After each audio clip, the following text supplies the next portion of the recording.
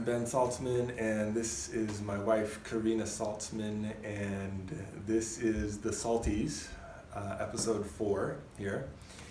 And we decided that we would talk about how we live our lives and how do we orient to growth and spiritual transformation and evolution within the context of a full-on relationship with full-on lives where we're both business owners, parents, we care about our bodies and being healthy and taking time to eat well and work out, and like how do we do all this and stay connected and in relationship.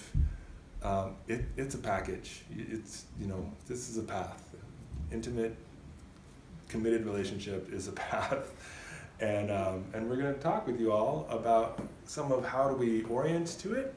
And in all these episodes, we like to bring our own lives and our own stories out as examples for you all.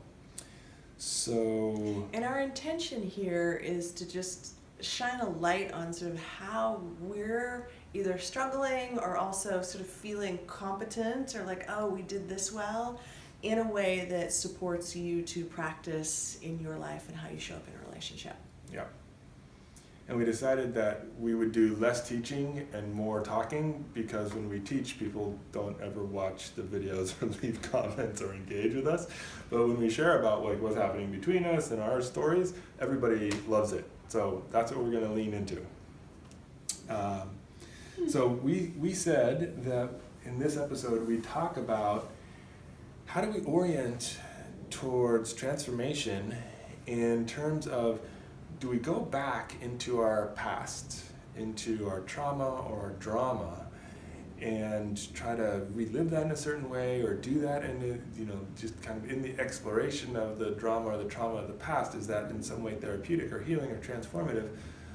Versus, can we set it up, which is the way that we both lean, can we set it up so that we have a transformative experience in the here now?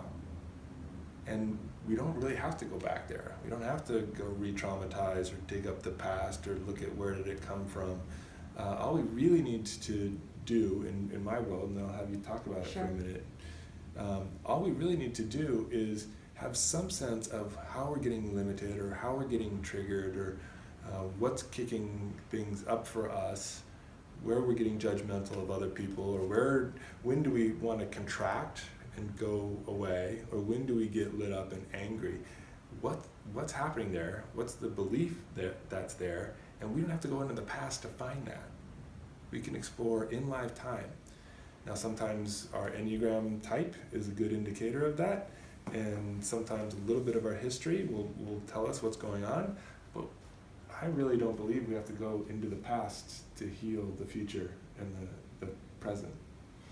And I want to know what you think about that before we do our stories. I thought we were on the same page until I started hearing you talk. Okay, great. And then I was like, actually, I think I'm a little bit different than how you hold it. So point to it first, how are you the same, and then let's do how we're different. Yeah. So I'm the same in that I actually think that we get more healing, and I've gotten more healing in my life from real lifetime relationships with family and friends and people who show up. Like that's where I've had, I would say, corrective experiences, right? That's where whatever old stuff has gone on for me, that's where I've felt seen, gotten, met in these darker places that has allowed me to feel stronger, more competent, more resilient, really, as a human being. Yeah, and I want to point to that happens in connected relationship. That often the wounding happens in relationship, and the corrective experience, therefore, can happen in relationship. And I actually believe that some people have gone through pretty atrocious childhoods that we have not experienced. And so I think understanding and knowing the degree of sort of what you or somebody has gone through is really important, because it's going to look different for different people, right? It's not a one-size-fits-all model. And I would say we tend to lean, most traditional psychotherapy, right? It's incredibly important to explore the past, and it has been for years since it's been in place. where my orientation is actually, it's good to know, but I believe we actually get more mileage and more healing in real time, novel, new experiences that allow us to rewire our nervous systems and open us to new possibilities for relationship. And that's where my excitement is. Yeah, me too. Because if I would have stayed in the story, I mean, I spent years in therapy, right? About my mom leaving me, and it's just like I could go on. Right. But it wasn't until I had a real relationship. So like, tell them the story. What changed for you, and why do you think it changed? With you? Yeah. In relationship with you? So those were some of the principles, and now let's talk about like what happened between us, right, or in our relationship where this all got blown up and right. things shifted. So I mean, what I did understand was that, I, as a young kid, I came from a family of 5, and my mom had left when I was around 10. My parents went through a divorce, and I sort of assumed the mother-girl role, and I experienced a lot of loss from that age, right? About like just growing up that fast and feeling abandoned. My mom kind of did she MIA, she'd come back in, but it was hard at that age. And so I was tracking in relationship and actually picking people strategically that I knew were not going to show up for me. Not consciously. As I got older, I started being pretty aware that I didn't want a relationship that I was going to have to bond sometimes. Oh, really? Yeah. That conscious? Yeah. Wow. Yeah. Or I'd pick people that I knew I wouldn't bond with given the level of complexity of them. Uh-huh. Amazing. So you're looking, this is new to me, so you're looking to get into relationship with people who have so much going on and so much trigger and stuff that you couldn't bond with them deeply. Yeah. Right. Wow. Glad you got over that before you reached out to me.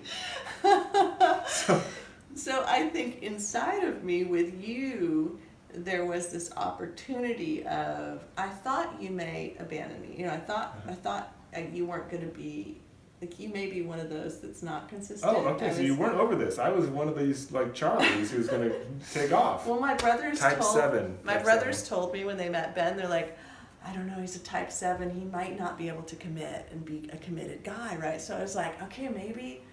But maybe you found another one. I found another one.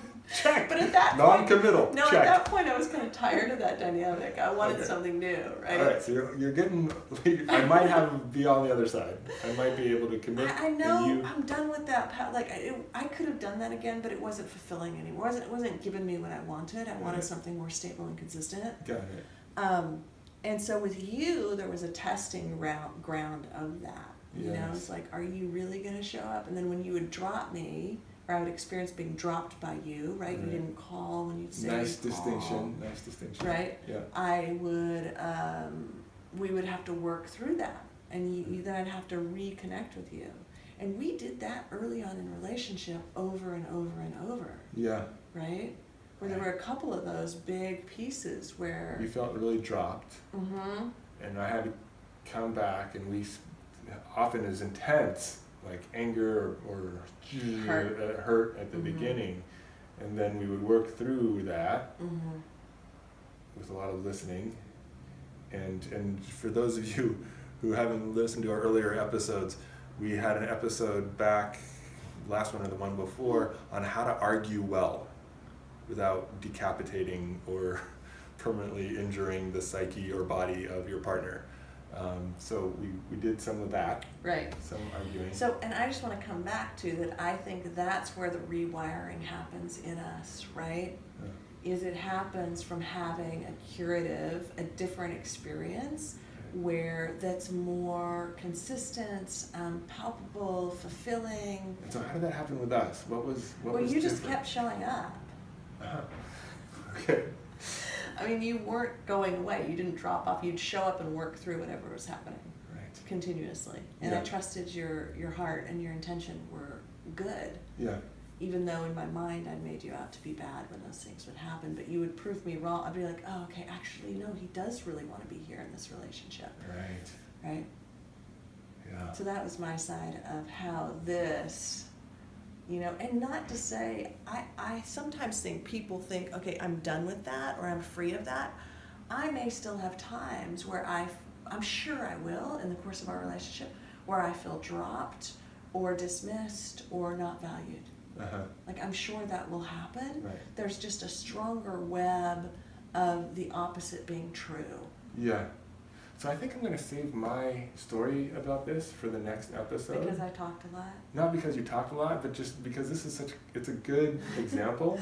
And let's just kind of go through the principles that are at play here. And then in the next one, here's a teaser for you all for the next episode. I'll talk about what it was like when we were moving towards having a child, and a type 7 who's commitment phobic, and a type 8 who really wants to have a child.